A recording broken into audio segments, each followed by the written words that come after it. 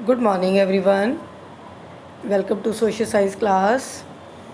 Dear students, today we are going to start the next chapter from your history book, Unit 2, chapter number 11.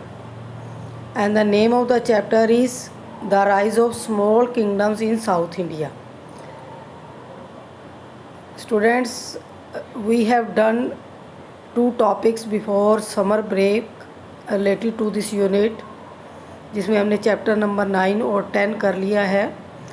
Chapter number 9 जो है वो introductory chapter है, जिसमें हमने क्या study किया था about the various sources of information, okay, and the beginning और the ending of the medieval period. और इसी तरह चैप्टर 10 के अंदर हमने स्मॉल किंगडम्स जो नॉर्थ इंडिया के थे उस टाइम, मेडाइवल पीरियड के टाइम, उनको स्टडी किया था। And there are 3 dynasties after the death of Harshavardhana was emerging. They were Rashtrakutas, Palas and Pratiharas. और इस चैप्टर के अंदर हम जो स्मॉल किंगडम्स थे जो साउथ इंडिया में राइज हुए थे ड्यूरिंग मेडाइवल पीरियड, उसके बारे में स्टडी करेंगे। So let's start the reading of this chapter. The medieval era of 500 years.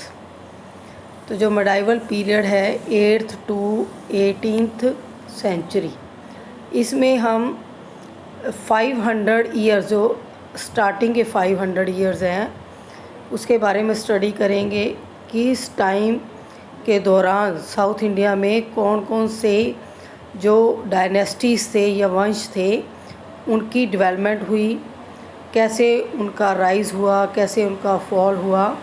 तो सब इस चैप्टर में हम डिस्कस करने वाले हैं। तो जो 500 ईयर्स था, सो सम डेवलपमेंट्स इन सदर्न इंडिया। 500 साल यानी कि 500 ईयर्स में बहुत सारे इम्पॉर्टेंट डेवलपमेंट्स सदर्न इंडिया में हुए during the early medieval period. Many regional kingdoms rose and fell. Regional क्या होता है? क्षेत्रीय। छोटे छोटे राजा थे, छोटे छोटे एरिया उनके पास थे और वो इंडिपेंडेंट रूलर्स थे वहाँ के। और रीजनल किंगडम जो थे बहुत सारे 500 ईयर्स के अंदर उनका राइज भी हुआ, उनका डिक्लाइन भी हुआ। Ashoka's addicts mention 3 main kingdoms. और इनका जो जिक्र है, इनका जो वर्णन है वो अशोकाज एडिक्ट के अंदर मिलता है कि उस टाइम 3 मेन किंगडम्स हुए थे साउथ इंडिया के अंदर, चोलाज, पांड्याज और चेरास। एडिक्ट्स क्या होता है बेटा? एडिक्ट्स क्या, ये पिलर्स के ऊपर खुदवाए जाते हैं या जो केव्स होती थी उनकी दीवारों के ऊपर एंग्रेव्ड किया जाता था। पेपर की इन्वेंशन नहीं थी, अभी राइटिंग स्किल पूरी तरह से फुली डेवलप नहीं थी। तो जो रूलर्स होते थे, किंग्स होते थे, वो अपने जो रॉयल ऑर्डर्स थे या जो भी वो प्रोक्लामेशंस करते थे उनको क्या करते थे? एडिक्ट पत्थरों के ऊपर खुदवा देते थे। तो जो अशोक था वो नॉर्थ इंडिया में मगध डायनेस्टी का इम्पोर्टेंट रूलर हुआ है। और जहाँ पर भी वो युद्ध जीत जाता था जिस इलाके का, तो वहाँ पर वो एडिक्ट्स जो थे एंग्रेव्ड करवाता था और वहाँ पर लोगों को अपने जो ऑर्डर्स थे वो मेंशन करता था। और चोलास, पांड्याज और चेरास के बारे में भी उसने जो है एडिक्ट्स के ऊपर खुदवाया, और वही हमारे लिए जो है एक इन्फॉर्मेशन का सोर्स है। In the later period, the kingdoms of Chalukyas and Palwas rose in the area of present Karnataka, Andhra Pradesh and Tamil Nadu। और लेटर पीरियड यानी कि 500 के बाद का जो टाइम पीरियड था मेडाइवल का, उसमें चालुक्याज और पल्लव कर्नाटका, आंध्र प्रदेश और तमिलनाडु में उनका जो है उदय हुआ। इन डायनेस्टीज़ ने राइज़ किया किसके बाद? चोलास, पांड्याज एंड चेरास के बाद। Rashtrakutas ruled over the northern part of Deccan during this time, और इसी टाइम जो नर्दर्न पार्ट था डेक्कन प्लेट्यू का, क्योंकि ये डेक्कन प्लेट्यू के बिल्कुल साउथ में थे चोलाज, पांड्याज, चेराज, और इसी टाइम पीरियड में जो नॉर्दर्न पार्ट था डेक्कन प्लेट्यू का, वहाँ पर राष्ट्रकूटों का राज था। Let's study about Cholas and Pandyas in detail now. इस चैप्टर के अंदर हम चोलाज और पांड्याज इन 2 डायनेस्टीज़ के बारे में पढ़ेंगे, इनके रूलर्स के बारे में पढ़ेंगे, उनकी अचीवमेंट्स के बारे में जानेंगे।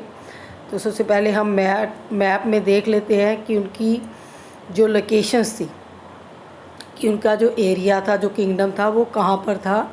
तो मैप के अंदर जो चोलाज हैं देखो, वो यहाँ पर नेल्लोर, चेन्नई से ऊपर है नेल्लोर, चेन्नई या मैसूर है बेंगलोर के पास, तो ये एरिया जो था, और यहाँ पर है पुदुकोट्टा, तो ये एरिया जो है नेल्लोर, ओके, मैसूर, पुदुकोट्टा और चेन्नई अब प्रेजेंट नेम है, पहले इसका नाम क्या था, मद्रास, ओके। मद्रास से लेकर पुदुकोट्टा और नेल्लोर से लेकर मैसूर, तो ये पूरा जो एरिया था, इनके ऊपर कौन रूल कर रहा था, चोलाज, जो किंग्स थे या रूलर्स थे। इसी तरह जो पांड्यास थे वो नीचे केरला वाली साइड में थे पांड्यास, और चेरास जो थे वो केरल और कुछ कर्नाटक का एरिया जो था इनके पास था। तो ये तीनों डायनेस्टीज़, ठीक है, रोज़ हुई साउथ इंडिया के अंदर। और सबसे ऊपर देखो आप राष्ट्रकूटास देख रहे हो, पल्लवाज, ठीक है, और चालुक्यास भी हैं ऊपर। तो ये साउथ इंडियन डायनेस्टीज़ थे मेडाइवल पीरियड के टाइम। तो let's move to the next topic. First dynasty is Cholas. In class 6 we have studied about Chalukyas and Palwas. Class 6 में हमने चालुक्यास और पल्वास के बारे में स्टडी किया था। चालुक्यास का जो रीजन था वो कर्नाटका था, यानी कि जो प्रेजेंट स्टेट है उस वक्त ये किंगडम था चालुक्यास का। आंध्र प्रदेश और तमिलनाडु में जो पल्लव से उनका रूल था। The beginning of the medieval period saw the expansion and rise of the Cholas empire. लेकिन medieval period में इन्हीं एरियाज़ के अंदर, यानी कि कर्नाटका, आंध्र प्रदेश और तमिलनाडु में जो चोल शासक थे उन्होंने अपने साम्राज्य का विस्तार किया, अपनी एम्पायर का एक्सपेंशन किया। They defeated the Pallava kings and other local rulers.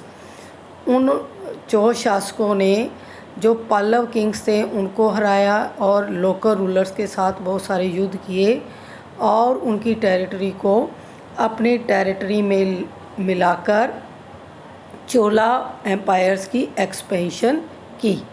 They built a strong navy and even conquered Sri Lanka.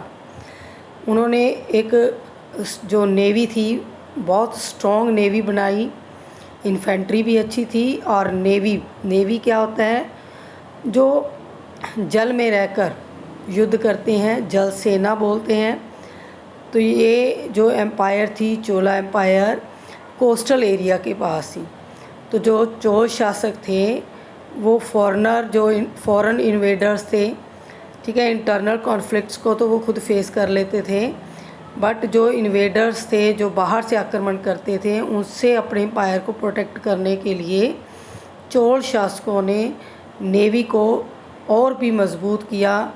और इसी नेवी के बल पर Sri Lanka, south east Asia, Maldives और लक्षद्वीप, इन फॉरेनर कंट्रीज़ को, जो फॉरेन कंट्रीज थे, इनको भी कॉन्कर्ड क्या होता है, जीत लिया। और इन्हीं देशों के अंदर जो इंडियन कल्चर थी, जो चोला कल्चर थी, उसको स्प्रेड किया, उसको प्रीच किया, ठीक है, उसका प्रचार और प्रसार किया इन एम्पायर्स के अंदर। Cholas kingdom extended from Nellore to Pudukottai and Mysore to Madras, ठीक है। मद्रास जो है ओल्ड नेम है, न्यू नेम इसका है चेन्नई। तो ये इनका एम्पायर था, नेल्लोर से पुदुकोटा और मद्रास से Mysore. Founder of Cholas was Vijayalaya. Vijayalaya जो थे, चोल शासक जो थे, चोल वंश की नींव डाली थी विजयालय ने, और उसने पल्लवास को हराकर चोल वंश की नींव डाली थी। His grandson Parantaka first defeated the Pandya kings of Madurai. जो उसका ग्रैंडसन था, पोता था प्रांतक फर्स्ट, वो भी बहुत बहादुर और ग्रेट वॉरियर हुआ है इतिहास के अंदर। उसने पांड्या किंग्स, जो मदुरई के पांड्या किंग्स से, उनको हराया और 46 ईयर्स तक रूल किया। चोल एम्पायर का जो सबसे इम्पोर्टेंट कह लें या फेमस प्रोमिनेंट रूलर हुआ है प्रांतक फर्स्ट। और सबसे ज़्यादा राज जो था टाइम पीरियड 46 ईयर इसी का था। उसने मदुरई में जो पांड्यास थे उन शासकों को हराया और उस एरिया को भी अपने एरिया में मिला लिया। The Chola empires rose as the supreme power. अब जो चोल शासक थे, चोल साम्राज्य जो था वो क्या बन चुका था, सुप्रीम पावर।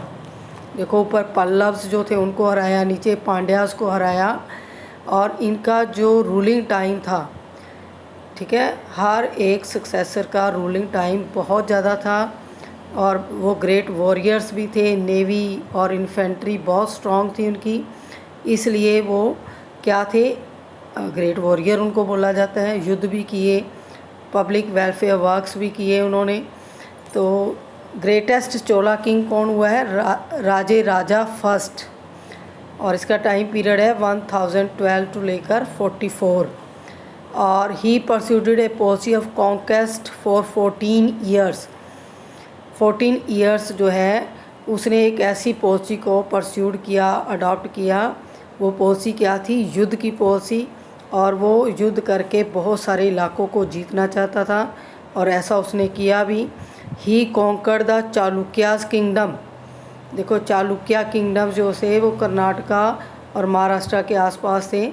तो वेंगी के जो चालुक्यास थे उनको हराया और उनके एरिया को कैप्चर यानी कि कब्जे में ले लिया। केरला और मदुरई पर उनका कब्जा हो गया। He also built the famous temple. Raja Raja ने अपने टाइम में एक फेमस टेम्पल कंस्ट्रक्ट करवाया था और अपना ही नाम दिया उस टेम्पल को। राज राजेश्वरा तंजौर के अंदर उसने बनवाया। ये आपको फिगर दिखाई दे रही है, एक पिक्चर, ये उसी टेम्पल की पिक्चर है तंजौर के अंदर। और इसकी जो कंस्ट्रक्शंस थी वो किसके टाइम में हुई थी, राजे राजा फर्स्ट। और the walls of the temples depict his conquest. और इस मंदिर की जो दीवारें हैं उसके ऊपर जो राज राजा युद्ध करता था उसकी अचीवमेंट्स जो थी, उसकी जो विजय थी, कॉन्क्वेस्ट थे, वो सब उसके ऊपर डेपिक्ट करवाए, लिखवाए, पिक्चर्स बनवाई मंदिर की दीवार के ऊपर। Raja Raja first was succeeded by his son Rajendra Chola. Raja Raja का पुत्र हुआ है राजेंद्र चोल, राजेंद्र फर्स्ट भी बोलते हैं इसको। तो सक्सीडेड का मतलब क्या आता है कि राजे राजा के बाद, उसकी डेथ के बाद उसका जो पुत्र था राजेंद्र चोल वो गद्दी पर बैठा। क्योंकि हेरिडिटरी सिस्टम होता है ना किंगशिप में, राजा का बेटा ही राजा बनता है, और जो थ्रोन है वो सिस्टम क्या रहता है उसमें, hereditary system. Who ruled for 28 years. Rajendra Chola ने 28 ईयर्स तक राज किया, और इस टाइम में he expanded his territories over Andaman Nicobar Sumatra Malaya Pegu. इसने भी जो है वार पॉलिसी को अडॉप्ट किया था और अपनी टेरिटरी को एक्सपेंड किया। अंडमान निकोबार सुमात्रा मलाया और पेगू, इन एरियाज़ को भी इसने अपनी टेरिटरी में मिला लिया। ही डिफीटेड द पाला किंग महिपाला। और इसी तरह जो पाल शासक थे, हमने नॉर्थ इंडिया में पढ़े थे 3 डायनेस्टीज़, राष्ट्रकूटास, पालास और गुज्जर प्रतिहार। तो पाला जो थे वो वेस्ट बंगाल वाली साइड में थे। तो उस टाइम महिपाल जो राजा था, पाल राजा, उसको युद्ध में हराया और उसका एरिया जो बिहार और बंगाल था उसको भी अपनी टेरिटरी में मर्ज कर लिया। He took the title of Gangai Kondai victor of Ganga.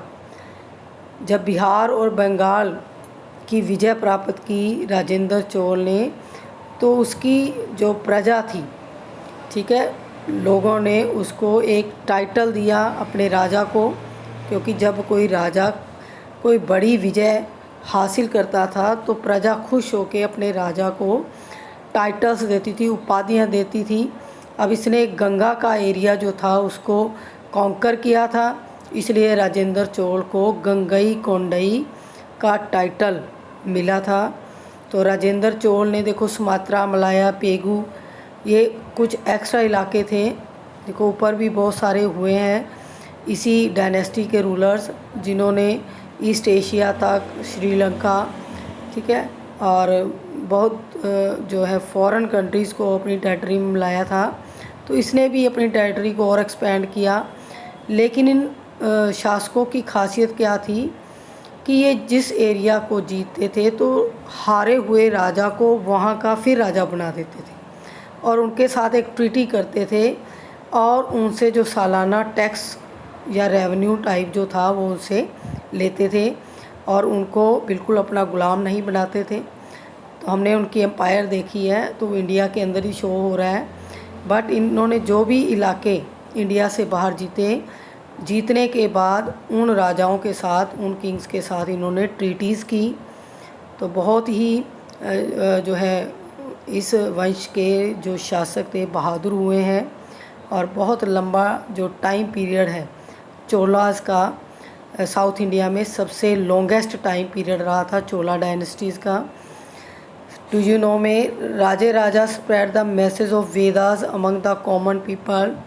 तो राजे राजा जो था वो थोड़ा देखो टेंपल का जो है निर्माण करवाया था राज राजेश्वर। तो इस जो है टेंपल्स की कंस्ट्रक्शन से लगता है कि वो रिलीजियस माइंडेड थे और उन्होंने वेदास के जो मैसेज थे, यानी कि जो वेदास में लाई बताई गई थी उसके अकॉर्डिंग ही लोगों को मैसेज दिया कि हमें अपने वेदास की रिस्पेक्ट करनी चाहिए और जो अपना लाइफस्टाइल है उसी के अकॉर्डिंग हमें जीना चाहिए। तो हिंदुओं की जो वैदिक सभ्यता में वेद 4 हुए हैं, सबसे ओल्डेस्ट हमारे बुक्स हैं ये, जिसमें ऋग्वेद है, सामवेद है, यजुर्वेद है, अथर्ववेद है। तो ये 4 वेदास हुए हैं। तो राजेश्वर जो था राजे राजा रिलीजियस माइंडेड था और धर्म से रिलेटेड उन्होंने प्रचार और प्रसार किया अपनी जनता के अंदर। द किंग्स परफॉर्म्ड अश्वमेघ यज्ञ टू सेलिब्रेट देयर कॉन्केस्ट। तो चोल शासक भी जब कोई युद्ध जीत जाते थे, ठीक है, तो सेलिब्रेशन करते थे और अश्वमेघ यज्ञ करवाया करते थे। अश्वमेघ यज्ञ उस टाइम सबसे बड़ा यज्ञ होता था। ये हमने रामायण में देखा था कि जब श्री राम जी ने अपना अश्व छोड़ा तो उनके ही पुत्रों ने उस अश्व को रोका और उन पुत्रों ने फिर क्या किया कि युद्ध करो और मजबूर किया श्री राम जी की सेना को कि वो युद्ध करें।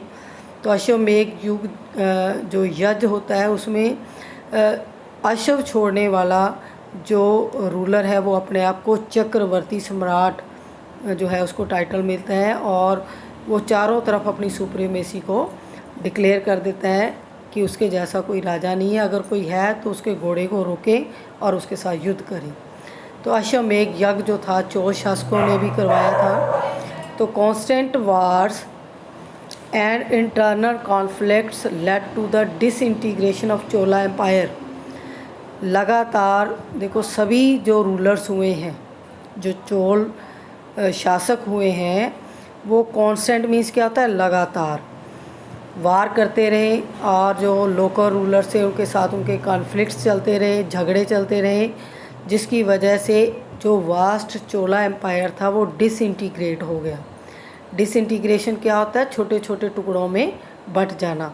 तो जब डिसइंटीग्रेशन हुआ तो इस डायनेस्टी जो थी 1279 CE तक बिल्कुल इस डायनेस्टी का पतन हो गया। और फाइनल ब्लो जो किसने दिया, हिंदू किंगडम विजयनगर, जो विजयनगर के शासक थे हरिहर और बुक्का राय, उन्होंने विजयनगर में जो है नींव रखी थी हिंदू किंगडम की। और उनके साथ युद्ध हुआ तो ये हार गए। और उसके बाद इस जो डायनेस्टी का, जो चोला डायनेस्टी थी, उसका डिक्लाइन हो गया और उसकी जगह पर एक नया हिंदू किंगडम एमर्ज हो गया। Our topic is finished here students. We will meet next video and we will discuss the next topic. Till then, goodbye.